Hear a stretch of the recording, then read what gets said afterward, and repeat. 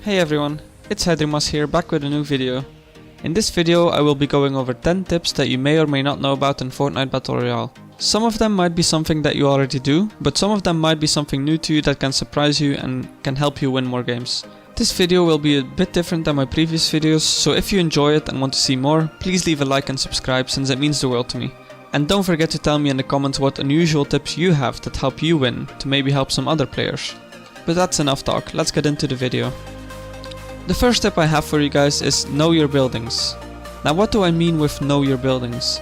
With this I mean know the layout of the different buildings and know what the best way to drop on them is to gain an advantage over your opponent. So in the first video you can see that I drop on the roof and then jump down to get to the door. I do this because when you land on the roof and you jump down, you are faster than the people going down instantly. Because of this you can already loot the entire building, while if someone drops on your roof, can only loot the one chest if it's there, because it takes too much time to destroy the roof, get the chest and then destroy the zone underneath the person.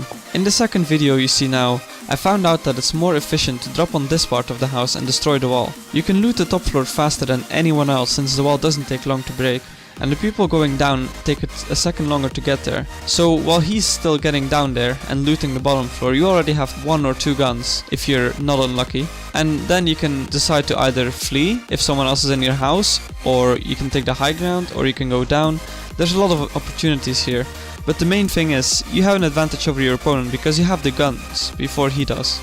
So try some things out on different buildings and get yourself a routine on how to drop at different houses. I myself also have a routine when dropping near houses, and because I know every house where I drop inside out, I know exactly where the loot can be, where other people can be, and how to come out on top most of the time.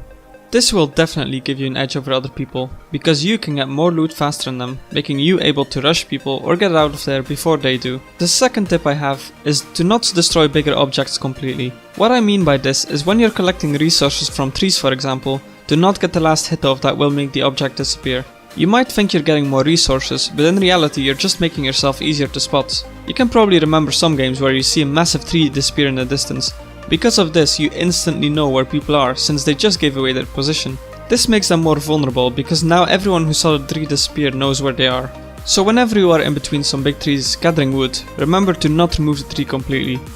Because if you do, the enemies know where you are, but not the other way around. The third tip I have for you guys is to always build 4 walls around you when either getting a teammate up or when looting someone. This might seem very obvious, but I myself also forget to build walls sometimes to then get sniped by someone and lose the game for no reason. So whenever a teammate goes down or you killed a few people, just build 4 walls around yourself. After you are done you can just edit a wall to make a door or put some stairs underneath you to get out. The fourth tip I have is to drop close to your teammates but not together. When you drop in high density areas, your goal is to get the guns before the other people do. So you want to communicate with your squad who drops where and if they have company or not. Because of this, you should always get at least 1 gun and know where to go if one of your teammates needs help. If you look at the map in this clip, you can see we all dropped in different buildings while everyone is aware of where the enemies are.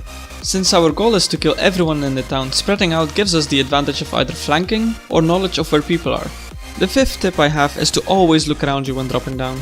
You want to know how many people you are up against and call out as much as you can to your squad or your duo. If you know what buildings people dropped and how many people dropped, you won't get surprised when you suddenly get killed while looting because you forgot there was 1 more person that dropped near you. So if you know you're not the last people in town, you will think twice before looting the guy you just killed in the middle of the street. The sixth tip is to always take the high ground while flanking. A lot of you already do this, but the amount of times where you can solo an entire squad because you got high ground and they don't is too high. When you see a door is open in a house, you shouldn't just run inside. The best course of action is to get some materials, build to the roof and then sit still and listen. Usually you can hear if they're still in the building and where in the building they are, which gives you a massive advantage. In the first clip I can take out a team of 2 people easily, just because I have the high ground. I can see exactly where the people are, but they can't see me. In the second clip, even though my aim was horrible there was no way she could escape death. My friend was putting pressure on her from the ground, so if she would go backwards to go out of line of sight of him, I would still be able to kill her because I have the high ground and I do have the line of sight. The seventh tip is to build something behind you when building up somewhere. It's a very small thing to do, but it can allow you to detect enemies behind you. Depending on how you build your stairs, that 1 wall can mean that if someone uses your stairs, they have to either build an extra set of stairs that will allow you to hear them coming, or they will have to build an entirely new set of stairs, which will definitely alert you since it will make a lot of noise. Of course this isn't something you should do if you're just moving around quickly, but definitely something you should look out for when taking high ground on a mountain for example. The 8th tip is to never finish an enemy if you're not sure where his friends are. This is mainly because when you shoot, you need to reload sooner, and on guns like shotguns you have time between your shots anyway. So if his friend would appear in front of you as you shot the guy that is down, it could be that he kills you because he has the advantage of not having to wait for the next shot. In this video I played solo versus squads and I could have easily taken out all of them, but because I didn't realize the last guy wasn't down yet, I got caught off guard and I died. The 9th tip is to place objects below you when falling from higher distances. This is something most people already know, but for new players this is definitely something to remember. Just select the platform if you're going down a mountain and place them every jump to make sure you don't die from fall damage. The 10th and final tip is to always be out of line of sight when running to someone you spotted. For example, if the enemy is north of you and is running west, you make sure there is something like a tree between you and the person. So you would in this case run diagonally to northeast while closing in on him. This gives you the element of surprise and will most likely grant you the kill.